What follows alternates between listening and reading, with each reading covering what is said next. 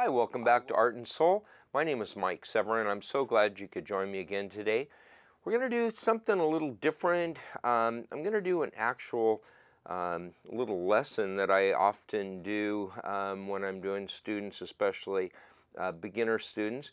And maybe this might help you out. And so we're going to work with, rather than a canvas tonight, we're going to be using a dry erase board, and this whole segment is going to be on perspective, and hopefully maybe you can glean something that might help you in your composition, in your own work.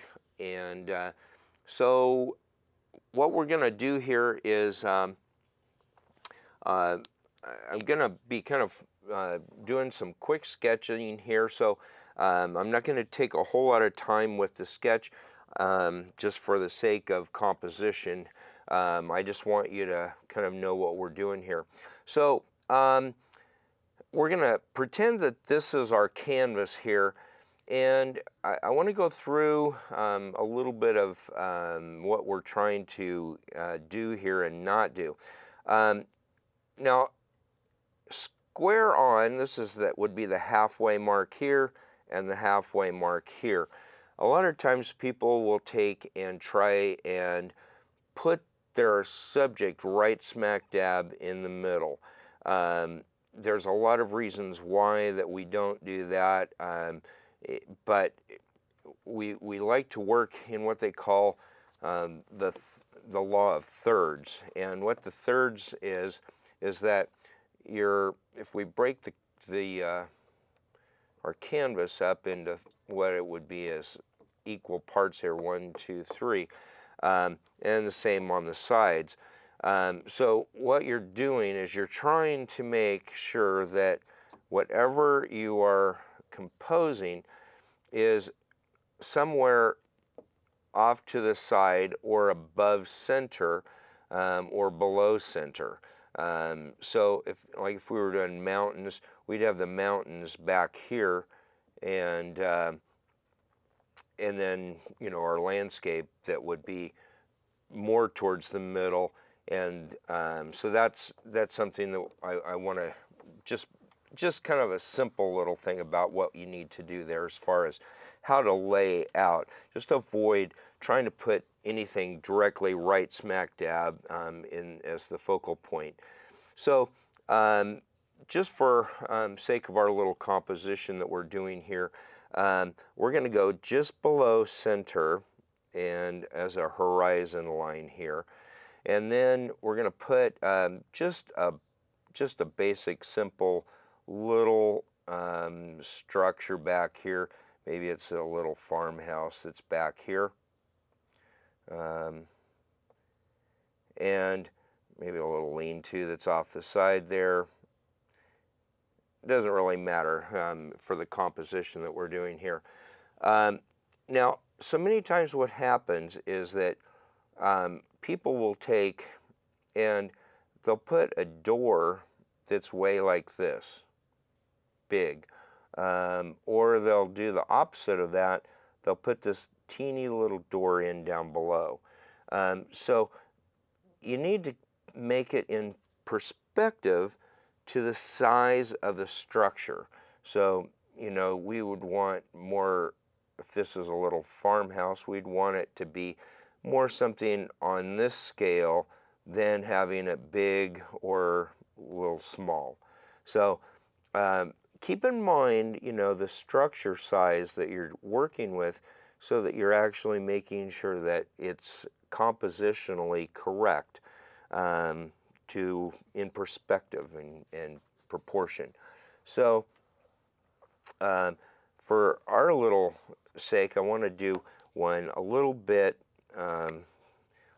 farther back. So let's just take and make this little simple house that's back here, or a little cottage, we'll call it, and our little roof across there, and our little door, maybe a couple of little windows are here on the side. Now, let's say that there's a little roadway little path that comes around the corner here, and we'll just make it come off to the side. Now, oftentimes what happens is people will take, and it'll be the same width all the way around. Well, that doesn't look right. It's the eye is going to say, you know, what is that? And so we want to make sure that as things are closer to you, they are going to be larger. And the farther away, the more narrow and smaller they're going to be. So let's say that it comes like this, and it would gradually get wider and wider and wider, like that. So, you know, here we've got this little pathway or driveway or whatever you want to call it that goes back in. Now, this can be any way you want to look at it. This could even be come farther out if you wanted. It's entirely up to you what you're trying to accomplish there. So just keep in mind that as it's getting closer to you, it's going to get wider.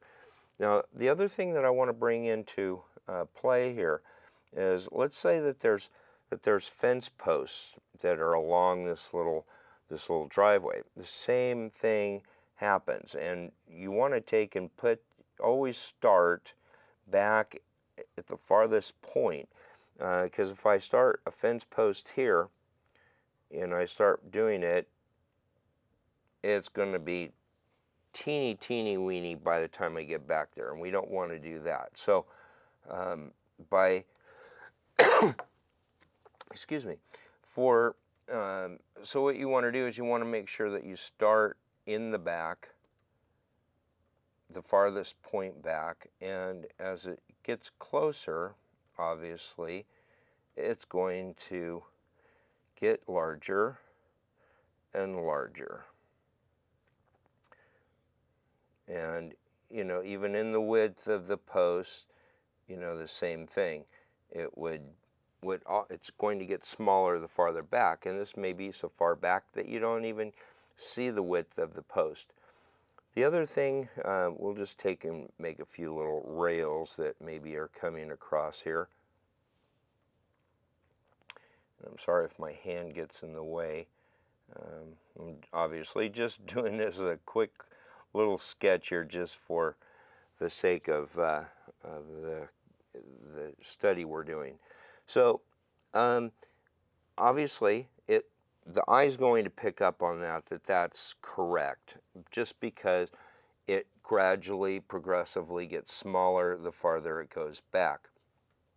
Now, I want to take and make just a simple little tree here, and obviously this is a little very simplified tree that we've got here. Some limbs that come up there.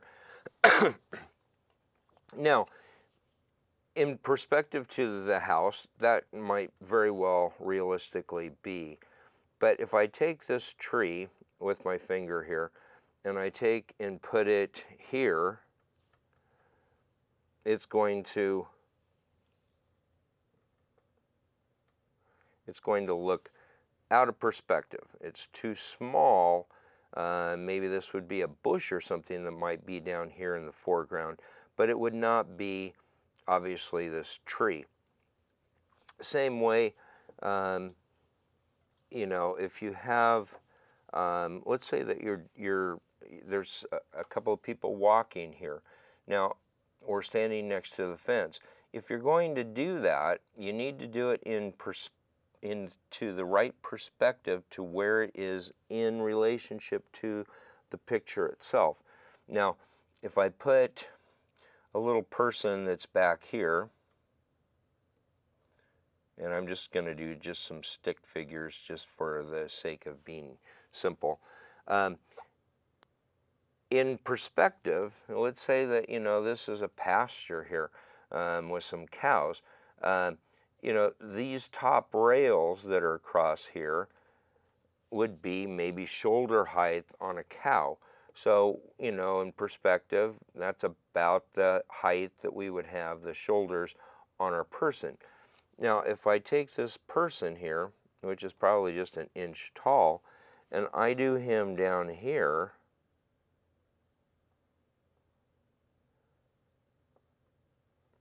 you can see it's out of perspective for the size of the picture.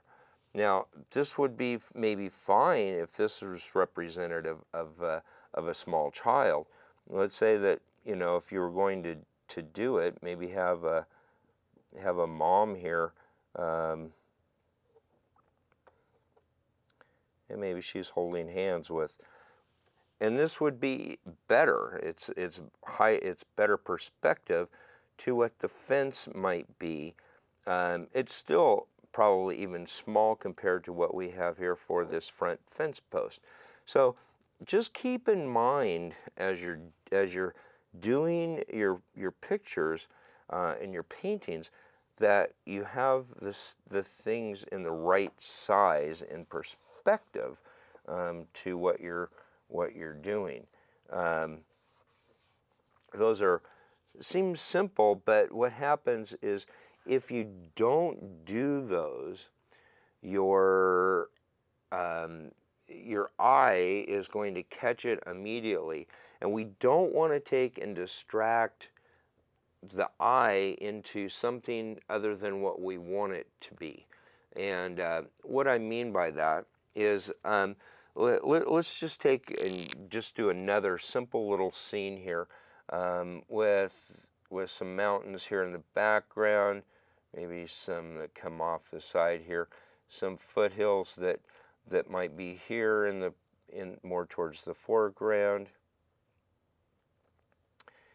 And so many times I see this happen is people will have things, you know, like a tree that's coming up here, but it's going off of their canvas. And if you've watched the show, we want to take and have these trees that are off on the sides here, we want them coming into our painting because we want to bring the eye into the focal point.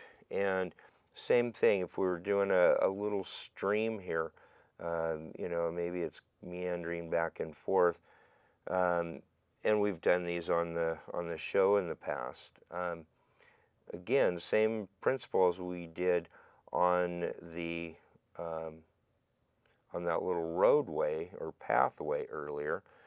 Starts very narrow up here because you're not going to see much of it, and maybe even here is even too much. And then as it comes, it's going to get wider as it comes down. We want the eye to lead into the painting, into the focal point. The whole point of doing this is so that the viewer is going to see what you've done and follow. They don't have, the brain is not going to have to think about it. It's going to automatically see what you wanted. It's a matter of tricking the eye or putting in things into the painting that are going to enhance what you've done, not distract from what you're trying to accomplish. So just keep that in mind. Even if you don't have a tree that leans in, it's important to have, I'll just put in a big fir tree here. It's important to have an eye stop, something that the eye is going to not run off of the picture, but it's going to lead into the picture. So those are just a couple of things that need to be, I think, just in composition, need to kind of bring into thought as you're composing your painting. Now, the same thing, and I'm doing both of those examples there have been on a landscape type of a thing. But even if you were doing a still life, you know, let's say that you're doing, you know, these And I'm just doing a quick little bouquet here of flowers. Nothing obviously of any, who knows what these flowers are, and it doesn't really matter. It's basically just for instructional purposes here. So we've got this little bouquet of flowers, and obviously I'm just doing just a little vase here. If you're doing a still life similar to this, what you need to make sure of is that you don't have too much dead space on the sides, because like in this situation, this wouldn't work because there's too much dead space on both sides. Yes, our focal point is there, but it still needs to have something in addition down here, whether it be, even just a, and let's just say that this is on a table here. It needs something, as a point of interest. Maybe it's, maybe it's a window that's over here to the side, or maybe there's a teacup that's here. Anything that you can do to add interest to the picture. Don't just focus on just the subject matter itself. And you can always make things of interest here. Maybe this is where your light source is coming from, is coming in this window. So you can shadow, down here, and shadow on the back side of the vase here, just so that it, by doing that, it adds interest to that picture. This is better, but you still have got big gaps here and big gaps here, that need to have something there of interest, whether, and a lot of times, people just don't take into account these things, and then they wonder why it doesn't quite look right, doesn't catch the eye the way that they're wanting to. And it's because the eye is taking, and it's bouncing around throughout the picture rather than becoming in as a focal point into it. Maybe even if, like in this situation, you could even put, another flower maybe that's and they're coming into the painting, from the side. There's all sorts of things that you can do that, just add interest to your picture. So, as you do a painting, make sure that you think through what you're doing ahead of time. Now, there's a lot of times, as you've probably seen in watching the show, where I'll just start a painting without really knowing what direction I'm going with it, and that's fun to do, and I enjoy doing that. But so many times, as I'm doing it, a regular painting in my studio at home, I will take and actually sketch it out on the canvas or on a separate piece of paper, so that I know what the composition is before I start the perspective, make sure that, the things are the right proportion. Just as an example, yesterday, I wanted to do this little small barn owl, baby barn owl, sitting in this little crack, maybe in this old barn wood. Then he would be looking out through. And in fact, I'll just I'll just flip the thing here and basically just do a sketch of it, what I was going to do. And this is what happened when I was looking at home. So I was wanting to have these big old, big old wood pieces that are coming down with maybe a jagged, broken piece off here. And I had this little barn owl in here, and the problem is that it doesn't look like a barn owl, but hopefully you'll at least get the idea here. The problem was, and then I had there'd be a couple of big pieces of wood that were coming across here, and I was going to paint the wood all distressed. But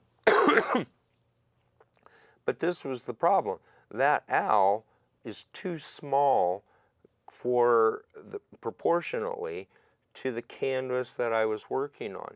Now, if I was working with maybe a 11 by 14, maybe that might be right. But I was working with a 16 by 20.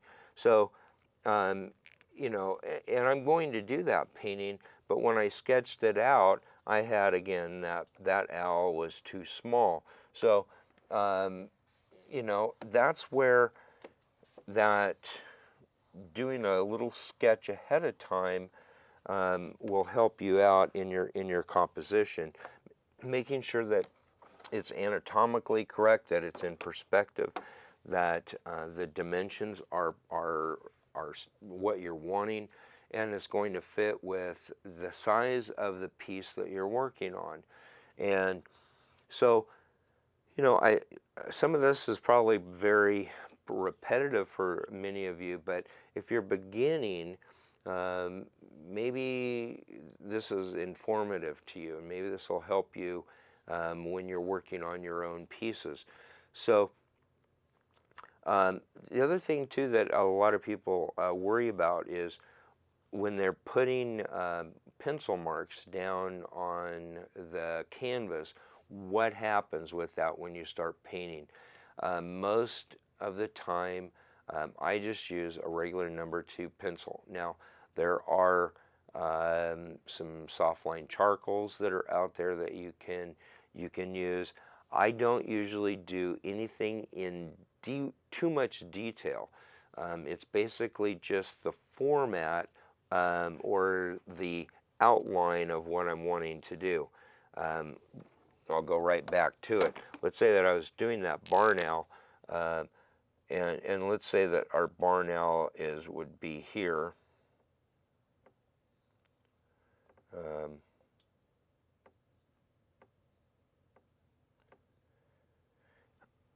All I would do is I would have just the basic, and maybe where that board is that's broken and jagged, that's coming down, and doing the same with that. But and just a basic outline is all I would need to start with.